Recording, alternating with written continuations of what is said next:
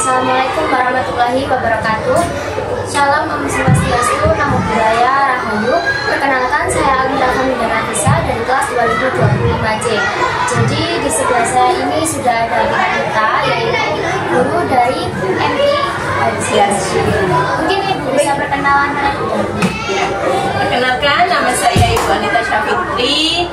Saya dari Sekolah MI Haji Hasim dan mengajar di kelas 1.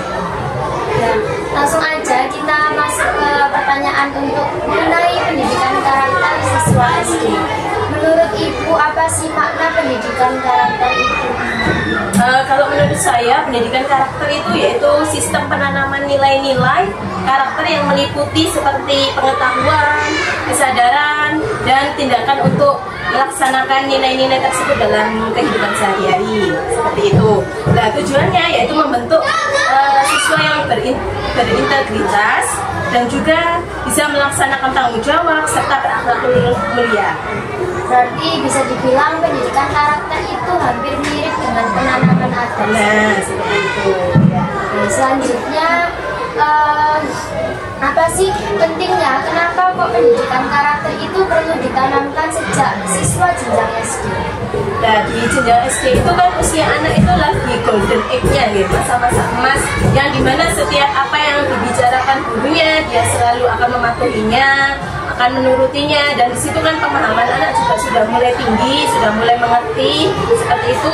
Jadi di masa SD ini penting sekali, ibaratkan dasar untuk mengetahui atau untuk mengajarkan anak-anak tentang adab itu tadi yang katanya mbaknya ya, adab untuk mengajarkan mulai dasar itu tadi. Untuk pertanyaan yang ketiga, menurut Ibu, pendidikan apa tips dari Ibu untuk menanamkan pendidikan karakter di siswa jenjang SD? Tipsnya dalam menerapkan ya, mungkin dalam kegiatan di sekolah yaitu memberikan contoh yang baik seperti jika bertemu guru baiknya bersalaman. Setelah itu jika di kelas harus bisa menyayangi satu sama lain dengan temannya, mengajarkan kebaikan.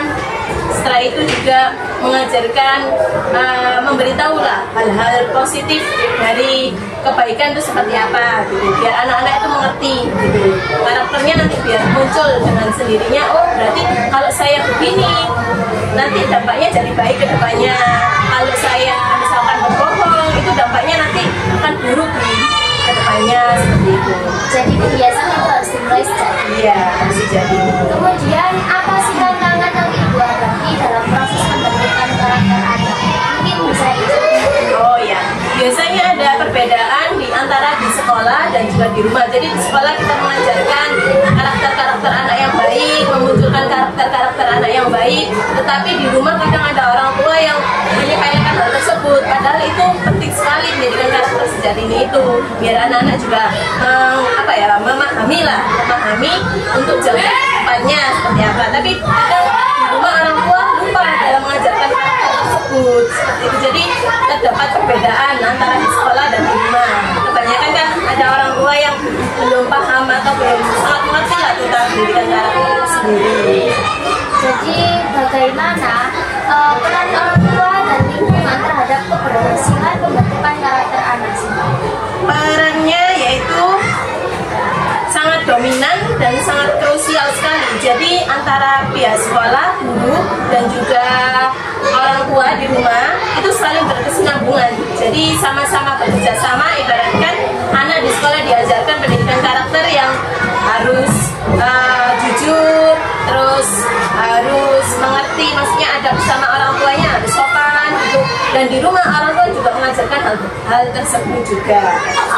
Dan jika misal ada siswa yang mungkin dia agak sulit untuk dibilangin, bagaimana tanggapan Ibu dalam menyikapi siswa tersebut? Bagi anak yang sulit tadi ya, kita pelan-pelan seperti pembelajaran di kelas gitu ya. Pembelajaran sebenarnya pendidikan karakter tidak harus melulu tentang itu saja, tapi saat kita pembelajaran di kelas, kita mengajarkan misalkan saat permainan gitu ya, permainan pembelajaran lah. Kadang anak kan ada yang ingin harus menang gimana pun caranya, seperti itulah. Kita harus memberitahu juga. Nah itu kalau ingin menang sendiri itu namanya egois. Jadi kita harus mengerti dan tidak boleh curang seperti itu. Kadang anak kan ingin menang akhirnya berbuat curang. Nah kita harus mengajarkan bahwa itu salah. Jadi kita itu harus jujur, menang kalah itu tetap saja jadi juaranya. Kita harus memberikan pendapat seperti itu. Jadi memberi memberi paham kepada anak-anak dulu mulai dari hal yang terkecil, karena itu memang tidak berasa tapi membuat anak jadi kenal nantinya. Oh berarti kalau setiap ada permainan atau setiap ada pembelajaran gini, kalau aku mencontek itu berarti hasilnya salah gitu. Kalau saya jujur meskipun nilainya jelek itu benar. Kemudian yang terakhir, apa harapan ibu ketika siswa telah diterapkan edukasi mengenai pendidikan karakter? Siswa itu bisa memilih budaya bangsa yang baik dan buruknya, karena di zaman sekarang ya Mbak ya banyak permainan maupun tontonan yang di luar jangka seperti anak-anak gitu. Jadi saya harapkan anak-anak itu bisa memilih mana yang baik dan mana yang buruk seperti itu, karena kan zaman sekarang anak kecil aja sudah banyak sudah mengerti hal-hal yang sudah dewasa sepertinya. Terus sama orang tua juga sering mungkin melawan ya, meskipun itu sama ibunya sendiri melawan seperti itu. Jadi harapan saya itu anak-anak itu bisa mengerti, oh kalau sama orang yang lebih tua harus sopan, sama kakak-kakak juga harus sopan, gimana sama adik juga harus menyayangi, tidak semena-mena sebagai kakak seperti itu. Itu hal kecilnya, contoh hal kecilnya saja. Baik, terima kasih Bu atas waktu yang berbeda. Oke, sekian video dari saya. Wassalamualaikum warahmatullahi wabarakatuh.